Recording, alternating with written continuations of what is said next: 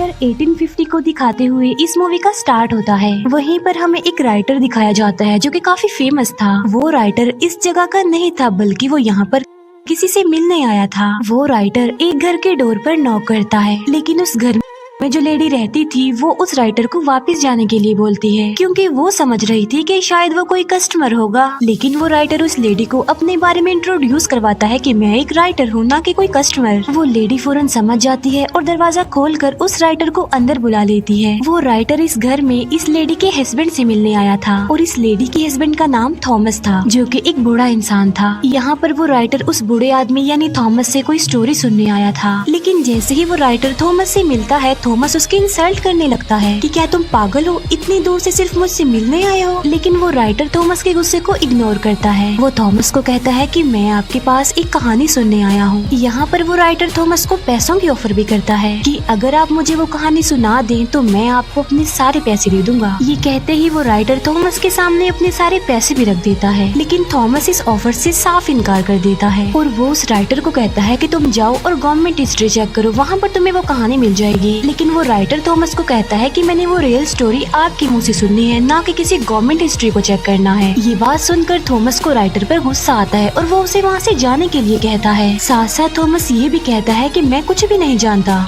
ये बात सुनकर वो राइटर अपसेट होकर वहाँ से जाने लगता है, लेकिन जो थॉमस की वाइफ होती है वो राइटर को वहाँ से जाने नहीं देती, वो उसका रास्ता रोक लेती है। थॉमस की वाइफ राइटर से माफी भी मांगती है उसके हस्बैंड के बिहेवियर पर। थॉमस की वाइफ राइटर को कहती है कि तुम उसकी किसी भी बात का माइंड मत करना, क्योंकि उस स्टोरी के बारे में थॉमस ने आज तक किसी को भी नहीं बताया, इवन मुझे भी नहीं। और यहाँ पर थॉमस की वाइफ खुद थॉमस के पास जाकर उससे रिक्वेस्ट करती है कि वो अपनी स्टोरी सुनाए और उस इंसिडेंट के बारे में जो उनके साथ पेश आया था। तो फाइनली थॉमस अपनी वाइफ की रिक्वेस्ट सुनकर स्टोरी सुनाने के लिए एग्री हो जाता है। दूसरी बात ये है कि वो लोग काफी गरीब थे, उन्हें पैसों की जरूरत भी थी, इस वजह से भी थॉमस को मानना पड़ता है। थॉमस उस राइटर को अपने पास बुलाता है और उससे कहता है कि मैं तुम्हें सिर्फ उतनी ही स्टोरी सुनाऊंगा जितनी तुम बर्दाश्त कर सकोगे, क्योंकि ये कोई आम बच्चों की कहानी नहीं थी बल्कि ये काफी दुखी कहानी थी। थॉमस बताता है कि ये मेरी लाइफ का एक ऐसा इंसिडेंट था जिसने मुझे चेंज कर दिया। और अब थॉमस अपनी कहानी सुनाना स्टार्ट कर देता है। ये ईयर 1820 होता है। ये उस वक्त की बात है जब समंदर में वेल का शिकार किया जाता था। अब क्योंकि वेल का ऑयल काफी महंगा था इसीलिए उसका शिकार किया जाता था। उस वक्त काफी लोग वेल के ऑयल का बिजनेस किया करते थे और ये चीज उनमें कोई नॉर्मल नहीं थी, बल्कि लोगों को तो वेल का शिकार करने का, उसका ऑयल निकालने का बहुत ज्यादा क्रेज था। इवन लोग इस बात पर बेट भी लगाया करते थे कि जितने भी शिप समंदर में जा रहे हैं उसमें से ज्यादा ऑयल कौन सा शिप लेकर आएगा। वहीं पर हमें एक पर्सन दिखाया जाता है जिसका नाम होता है ओवेन। ओवेन जो कि एक कंपनी के लिए काम करता था। ओवेन की एक वाइफ भी थी, इसका मतलब ये था कि वो अपनी लाइफ में बहुत खुश था। ओवेन जिस कंपनी के लिए काम किया करता था उनका काम भी ये था कि वो वेल्स का शिकार किया करते थे। जाहिर सी बात है ये कंपनी भी ऑयल हासिल करने के लिए ऐसा किया करती थी। ओवेन उस कंपनी के हेड से मिलता है। वो ओवेन को बताते हैं कि इस बार हम समंदर में वेल का शिकार करने के लिए अपना सबसे एक्सपेंसिव शिप भेजने वाले हैं। वो लोग ओवेन को कहते हैं कि उस शिप का ऑफिसर हम तुम्हें बनाकर भेजने वाले हैं। ये बात सुनकर ओवेन काफी अपसेट हो जाता है, क्योंकि इन लोगों ने ओवेन से प्रॉमिस किया था कि नेक्स्ट टाइम तुम ही कैप्टन बनोगे, लेकिन उन लोगों ने अपना वादा पूरा नहीं किया, क्योंकि वो तो कैप्टन किसी और को बना रहे थे और जिसको वो कैप्टन बनाना चाहते थे उसका नाम जॉर्ज था। जॉर्ज असल में कंपनी के एक ऑनर का बेटा था। इस बार भी कंपनी के वो हेड्स ओवेन से प्रॉमिस करते हैं कि हम नेक्स्ट टाइम तुम्हें ही कैप्टन बनाएंगे। अब क्योंकि ओवेन एक काबिल इंसान था इसीलिए उसकी सैलरी बढ़ा दी जाती है और इसीलिए ओवेन उनकी ये बात मान लेता है और वो उन लोगों को कहता है कि मुझे रिटर्न फॉर्म में दो कि नेक्स्ट टाइम तुम मुझे ही कैप्टन बनाओगे। फिर हम देखते हैं कि ओवेन अपने सफर पर जाने के लिए तैयारियां वगैरह कर रहा था।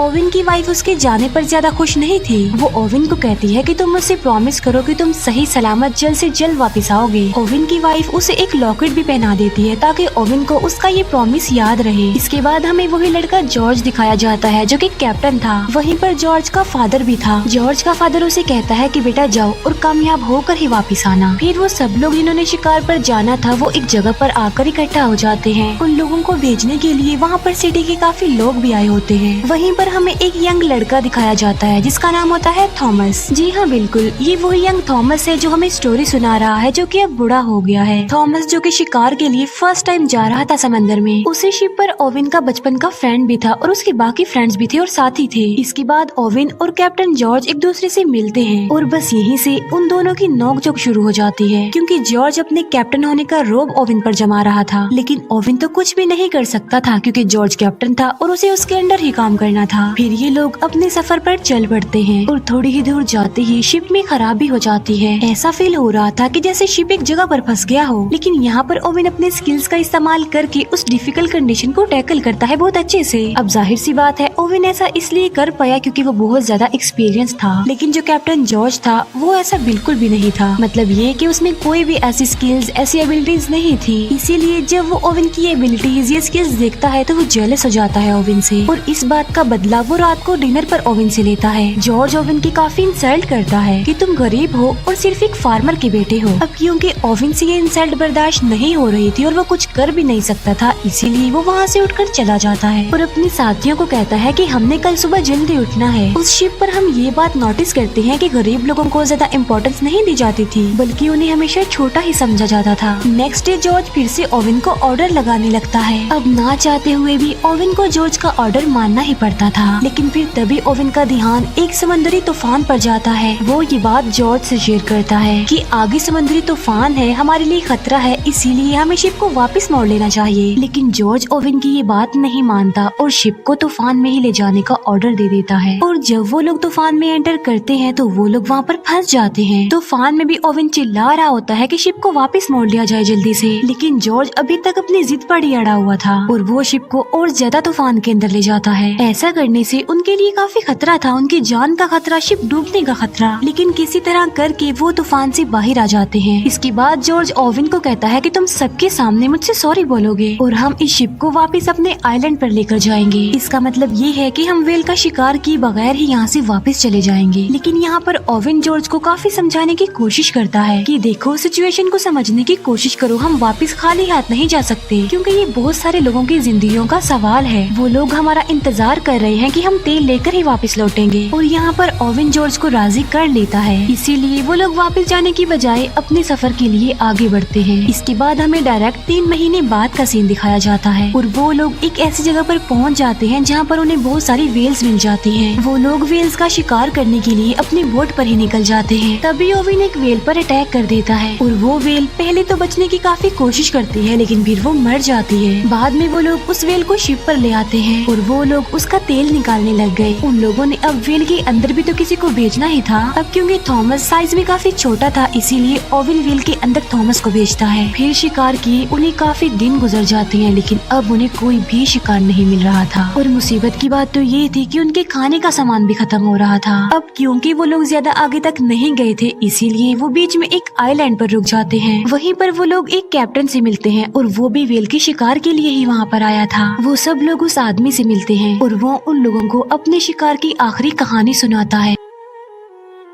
वो बताता है कि हम समंदर के बिल्कुल बीचों बीच आ गए थे जहाँ पर उनका सामना समंदर की सबसे बड़े वेल से हुआ और वो वेल बहुत ज्यादा लंबा और बड़ा था जिसे ग्रेट वेल कहा गया है। लेकिन ग्रेट वेल ने उनके शिप पर अटैक कर दिया जिससे उनका शिप डिस्ट्रॉय हो गया, जिससे कैप्टन का एक हाथ और एक बाजू टूट गया और उसके बाकी साथी भी मर गए। लेकिन वो लोग उसकी बातों को सीरियस नहीं लेते। वो सोच रहे थे कि ये कोई मनगढ़ंत कहानी सुना रहा है, इसीलिए वो कैप्टन वहाँ से चला जाता है। लेकिन अब इन लोगों के दिल में लालच आ गई थी कि हमें भी उस जगह पर जाना चाहिए जहाँ पर वो ग्रेट वेल है। इसके बाद वो उस लोकेशन पर जाने के लिए आगे बढ़ते हैं। फिर हमें डायरेक्ट 14 महीने बाद की कहानी दिखाई जाती है और इतना ज्यादा सफर करने के बाद फाइनली वो उस जगह पर पहुँच जाते हैं जिसका उस कैप्टन ने इन लोगों को बताया था और जहाँ पर वो ग्रेट वेल था। वो सब लोग अपने अपने हथियार लेकर बोट्स लेकर उस जगह पर जाने लगे। अभी वो लोग आगे बढ़ ही रहे होते हैं कि ओवेन की बोट पर कोई अटैक कर देता है जिसकी वजह से वो लोग बोट से गिर जाते हैं और यहाँ पर वो लोग फर्स्ट टाइम अपनी आंखों के सामने इतना बड़ा वेल, वो ग्रेट वेल देखते हैं। ये बिल्कुल वैसा ही वेल था जैसे उस कैप्टन ने स्टोरी सुनाई थी, लेकिन वो ग्रेट वेल फिर वहाँ से जाने लगी। लेकिन ओवेन के जो बाकी साथी थे वो अभी तक बोट में ही बैठे हुए थे, इसीलिए मौके का फायदा उठाकर वो एक वेल पर अटैक कर देते हैं, जिससे वो वेल को तो मारने में कामयाब हो जाते हैं। लेकिन उन्हें ऐसा करता देख वो ग्रेट वेल देख लेती है, इसीलिए वो सीधा आकर उनकी शिप पर ही अटैक कर देती है, जिसकी वजह से शिप डूबने लगती है। जॉर्ज भी बोट में बैठा हुआ ये सब कुछ देख रहा था, इसीलिए वो उस वेल को वहीं पर छोड़कर वापस अपने शिप की तरफ आने लगता है। अब क्योंकि उनका शिप डूबने लगा था तो इसीलिए जॉर्ज सबको ऑर्डर देता है कि वो शिप को छोड़ दे जल्दी से। वो सब लोग अब बोट्स में आ गए और जितना भी खाना पीना उनके हाथ लग गया था वो उसे ले लेते हैं। इसके बाद नेक्स्ट मॉर्निंग हम देखते हैं कि वो वहाँ से निकलने के लिए समुद्री मैप को देख रहे थे, लेकिन उन लोगों का वहाँ से निकलना अब काफी मुश्किल हो गया था, क्योंकि वो लोग फिर से एक समुद्री तूफान में फंस चुके थे।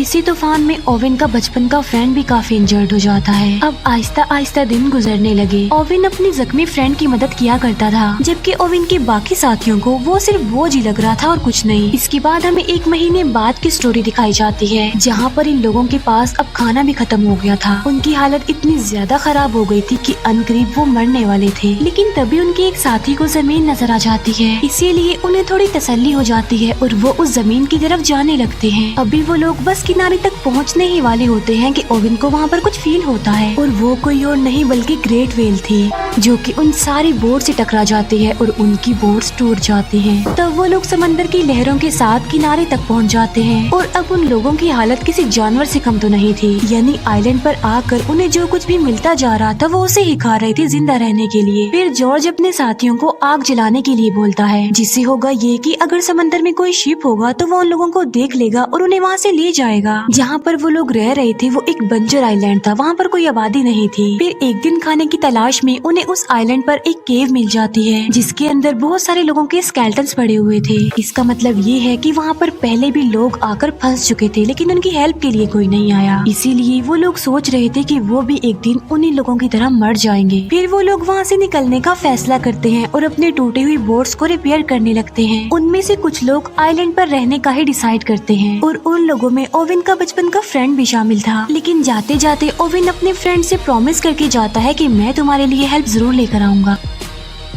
फिर इसके बाद हमें 48 दिन बाद की कहानी दिखाई जाती है, और उन लोगों का काफी बुरा हाल था। खाए पिए बगैर वो लोग बहुत मुश्किल से ही जिंदा थे। और फिर हमें दिखाया जाता है कि उनका एक साथी मर जाता है। तब ओवन का एक फ्रेंड उसकी डेड बॉडी को समंदर में फेंकने वाला था, लेकिन फिर वो लोग एक काफी अजीब चीज डिसाइड करते हैं। वो डिसाइड करते हैं कि हम इसको फेंकेंगे नहीं बल्कि हम इसको खा लेंगे। अब क्योंकि ऐसा करना तो उनके लिए काफी मुश्किल था, लेकिन इसके अलावा उनके पास और कोई ऑप्शन भी तो नहीं था। सब लोग इस बात की वजह से काफी अपसेट भी होते हैं, लेकिन जिंदा रहने के लिए अब उन्हें कुछ तो करना ही था ना, क्योंकि वो एक ऐसी सिचुएशन में फंस गए थे कि वो बिल्कुल बेबस थे। इसीलिए वो अपने उस फ्रेंड को खा लेते हैं। और कहानी फिर वापस से प्रेजेंट टाइम में आ जाती है, जहाँ पर हमें बूढ़ा थॉमस दिखाया जाता है, जहाँ पर थॉमस काफी दुखी था कि उन्हें अपने ही साथियों की डेड बॉडी को खाना पड़ा। लेकिन तभी ओवेन की वाइफ भी वहाँ पर रोते हुए आ जाती है। वो अपने हस्बैंड की दुख भरी कहानी सुनकर और ज्यादा दुखी हो गई थी। फिर वो थॉमस को कहती है कि इसकी आगे की स्टोरी सुनाओ। फिर उस इंसिडेंट के बाद 1 महीने बाद का सीन दिखाया जाता है, जहाँ पर ये लोग अभी तक समंदर में फंसे हुए थे और वहीं पर भटक रहे थे। अब क्योंकि भूख की वजह से उनका काफी बुरा हाल था, इसीलिए वो मजबूर होकर सरवाइव करने के लिए आपस में ही एक गेम खेलते हैं, जिस गेम में अगर कोई हार जाता था तो उसे मार दिया जाता था और बाद में वो सारे साथी मिलकर उसे खा लेते थे। फिर एक दिन वो कैप्टन जॉर्ज हार जाता है। जॉर्ज अपने कजन को गन देकर कहता है कि तुम मुझे शूट कर दो और मुझे मार डालो, लेकिन जॉर्ज का वो कजन उसे शूट करने की बजाय खुद को ही शूट कर लेता है और बाकी लोग उसे खा लेते हैं। फिर एक दिन उन्हें फिर से वही ग्रेट वेल दिखाई जाती है। तब ओवेन उस वेल पर अटैक करने ही वाला होता है कि तभी ओवेन उस वेल की आंख देख लेता है, इसीलिए ओवेन उस वेल पर अटैक नहीं करता और वो भी वहाँ से चली जाती है। फिर काफी दिन बाद एक शिप दिखाया जाता है और उस शिप के लोग जॉर्ज की बोट को देख लेते हैं, इसीलिए वो लोग उनकी हेल्प करते हैं। और जब शिप का कैप्टन ये देखता है कि बोट में इंसानी हड्डियाँ पड़ी हुई हैं, तो वो काफी शॉक्ड रह जाता है। और वो बोट जिसमें ओवेन और थॉमस थे थी वो तो दूसरी बोट से अलग हो चुकी थी। ओविन और थॉमस का काफी बुरा हाल था, वो मर रहे थे। लेकिन फिर तभी ओविन की नजर एक शिप पर पड़ती है और वो हेल्प के लिए उस शिप को बुला लेते हैं और फिर इस खतरनाक सिचुएशन से वो बाहर आ जाते हैं। फाइनली उन लोगों को बचा लिया जाता है और कुछ दिनों बाद उन्हें उनके घर पर लाया जाता है, जहाँ पर सिटी के लोग उन लोगों को देखकर काफी हैरान रह जाते हैं, क्योंकि उन्होंने तो एक्सपेक्ट किया था कि ये तो कब से ही मर चुके होंगे। वहीं पर ओविन की वाइफ भी उसके लिए वेट कर रही थी। ओविन की वाइफ जल्दी से उसके पास आती है और वो दोनों मिलते हैं। फिर उसी दिन ओविन और थॉमस मिलते हैं, जहाँ पर ओविन थॉमस को निशानी के तौर पर अपने वेल पिन दे देता है। इसके बाद कंपनी के लोग ओविन और जॉर्ज को बुलाते हैं उनसे स्टोरी सुनने के लिए, जो उनके साथ समंदर में बीत चुका।